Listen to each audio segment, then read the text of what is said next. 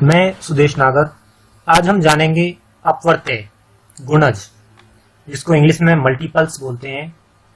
किसी संख्या की गुणा प्राकृतिक संख्याओं से करते हैं तो जो संख्याएं हमको प्राप्त होती हैं उन संख्याओं को हम बोलते हैं अपवर्त्य। जैसे अगर हम 2 के अपवर्त्य निकालते हैं तो 2 की गुणा अगर 1 से करते हैं तो 2 प्राप्त होता है, 2 की गुणा अगर 2 से करते हैं तो 4 प्राप्त होता है। इसी तरह से यानी 1, 2, 3, 4, 5, 6 इन संख्याओं से यानी प्राकृतिक संख्याओं से अगर 2 की गुणा कर दें तो हमें 2 का गुणज 2, 4, 6, 8, 10, 12 इस तरह से 24 तक और आगे भी निकाल सकते हैं। हमने 24 तक लिखा है। इसी तरह 3 के अपवर्त्य निकालते हैं तो 3 के अपवर्त्य आते हैं। आप टेबल या पहाड़ा बोल सकते हैं, जैसे 3 के पहाड़े, लेकिन केवल 30 तक ही नहीं रुकना है, आगे भी लिख सकते हैं। जैसे 3 के अपवर्त्य आते हैं 3, 6, 9, 12, 15, 18, 21, 24, 27, आगे भी लिख सकते हैं, हमने 27 तक लिखा है। 4 के अपवर्त्य हैं 4, 4 दूनी 8, 12, 16, 20, 24, 28, आगे लिख सकते हैं, हमने केवल 28 तक लिखा है। उपरोक्त में अगर समान अपवर्त्य देखते हैं, समान जो तीनों में, अगर हम तीनों में समान अपवर्त्य खोजते हैं तो वो पाते हैं हम 12, तीनों में देखते हैं आप 12, 12, 12 तीनों लाइनों में है, और 24, 24 भी तीनों में है। इसका मतलब 12 और 24 दो की लाइन में भी आता है, 3 के अपवर्त्य में भी आता है, 4 के अपवर्त्य में भी आता है। तो 12 और 24 समान अपवर्त्य कहलाते हैं।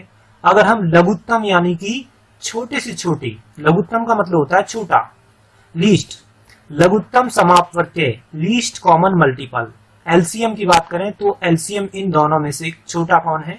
12, तो एलसीएम आता है 12।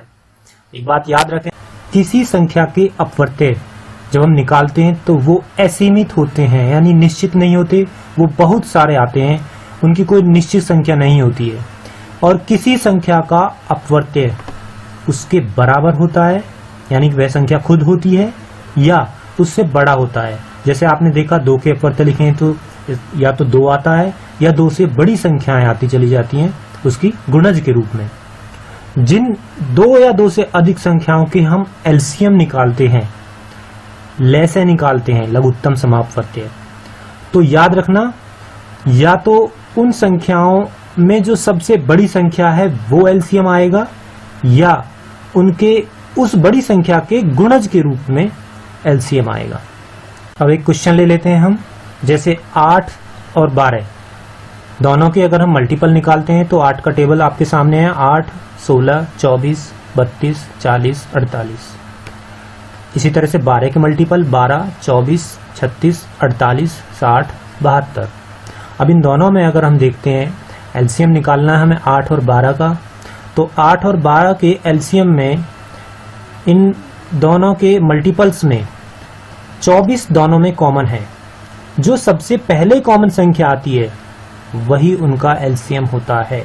ये भी आप जान सकते हैं कि दोनों या तीनों जितनी भी संख्याओं के आप एलसीएम निकालते हैं उनके मल्टीपल लिखने के बाद जो सबसे पहले उन संख्याओं में कॉमन संख्या होती है, जैसे इनमें 24 है, तो वह उसका एलसीएम होता है। धन्यवाद।